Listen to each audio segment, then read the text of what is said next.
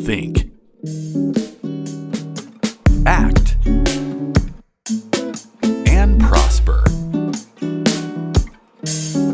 You are now tuned into the Money Level Show. Hello, everyone. Welcome to the Money Level Show. I want to thank you all for joining. Sometimes I talk about some complicated concepts, and so today I want to talk about something basic, a basic concept, which is budgeting. And just so you know that I'm thinking about you guys who aren't necessarily thinking about big topics like the Federal Reserve and the economy and things like that. And so I want to also bring some basic concepts to the show as well, because we're all at different levels financially. We're all at different levels and knowledge-wise of how money works. And so today we're going to talk about how to budget.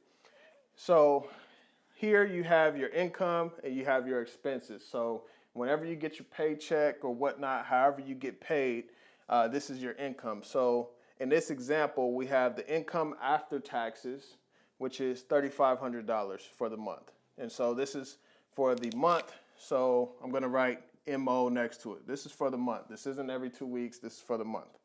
You want to budget out for the month because you have a lot of different expenses that come through the month. And so you want to kind of be consciously thinking through, what all do I have to pay this month? And let me go ahead and budget that out. Sometimes people budget for the month because they get paid monthly. And some people get paid bi-weekly or every 2 weeks or on the 15th and the 31st and things like that. So you got $3,500 for the month. Let's say this is Richard. So Richard has $3,500 for the month. So Richard has a lot of expenses that he has to pay out of this $3,500. So that means, okay, Richard has rent, he has his phone bill, his electric bill, his internet, his car payment, his groceries, his gas for the month, his insurance, his eating out, his credit card, his emergency fund, and his student loan payment. And so Richard has a lot of expenses that if he doesn't manage this $3,500 well, then he would be like, where did my money go? And so a lot of us are like, where did our money go? You know, when we get paid and then we get to buying stuff that we didn't budget.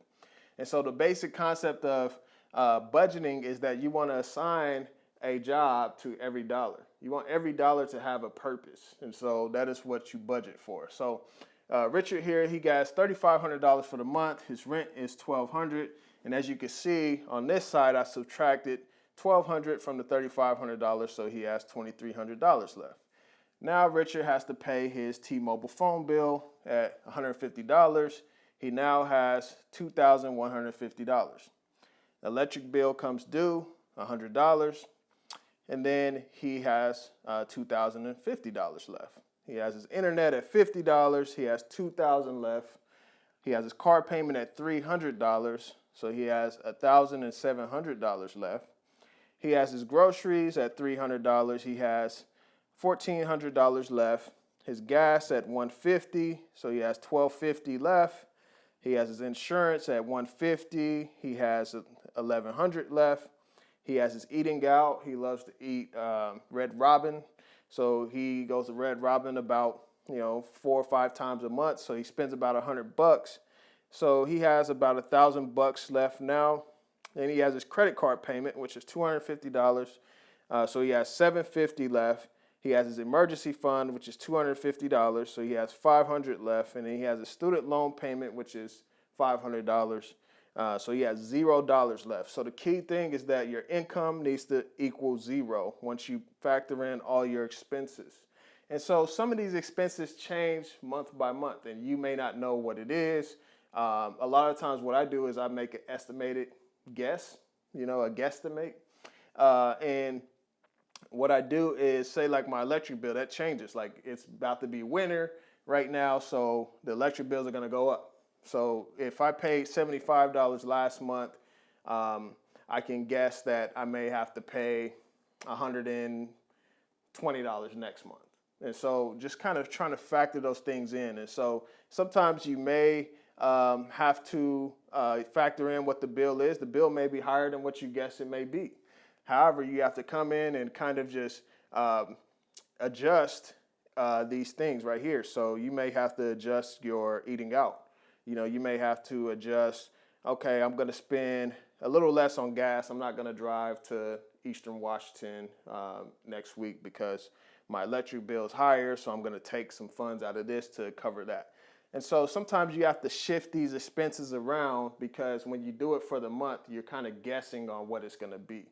And so that is why I kind of use that method. You know, I come back and like, okay, my electric bill's a little bit higher or it's a little bit lower. Okay, I could put this extra money in savings, or I could pay it extra towards the debt, things of that nature. So keep that in mind as well. So the biggest thing is that you equal zero over here, so everything is balanced out. So your income, every dollar has a specific purpose right here. So, and if you notice in this purpose, I put in the emergency fund. So you want to have funds for a rainy day. You want to have funds for emergencies that come up. Murphy's Law says anything that can happen will happen. So let's say Richard gets a flat tire and that flat tire isn't in the budget, right? So he has to pay another $50 to $100 for a new tire. So that is why you want to have an emergency fund. A lot of times they recommend that you have $1,000 while you're paying off your debts, and then you want to eventually build up to 4 to 6 months of emergency so that when things like the pandemic happens, you have reserves in your account that you can rely on to get you through the months and to pay your necessities. And so you got to have an emergency fund in there. And so other things that you think of, you know, that may apply to this, you know, you may have to think about your gas. A lot of times we don't think about how much gas we got to spend for the month. So me, I commute an hour and a half to work. So I always factor in gas in my budget. Groceries, obviously this can change because we see the prices of groceries going higher. So you may have to spend a little bit extra than you normally would have spent on groceries. And so, and some of these other things like, you know, car payment, credit card, student loans, those are all debt-based, so those can fluctuate as long as you're reaching over the minimum amount of payment. So your card payment a lot of times is fixed, so you will be paying that same amount. Credit cards can be fixed. Sometimes it may be a lot lower than this. You may have to, depending on the balance, you may have like a $30 a month payment. So obviously this can change as well if you have to spend more money on other things. So say like your rent increases the next year and you still have the same amount of income, you can take some of this money from the credit card. If your credit card payment is really only $150 a month minimum, you could probably take some of that and put it up here. And so those are some things that you have to think of when it comes to debt, because debt-based expenses can fluctuate, or a lot of times you may want to set a specific amount that you're going to pay so that you can pay the principal down on debt. And so I'm going to do a video on principal and how debt works later on. So be sure to stay tuned. Be sure to subscribe. Be sure to like this video. I appreciate y'all checking it out. So this is how you budget. And there's apps that help you with this. I've used Every Dollar. Some people use You Need to Budget.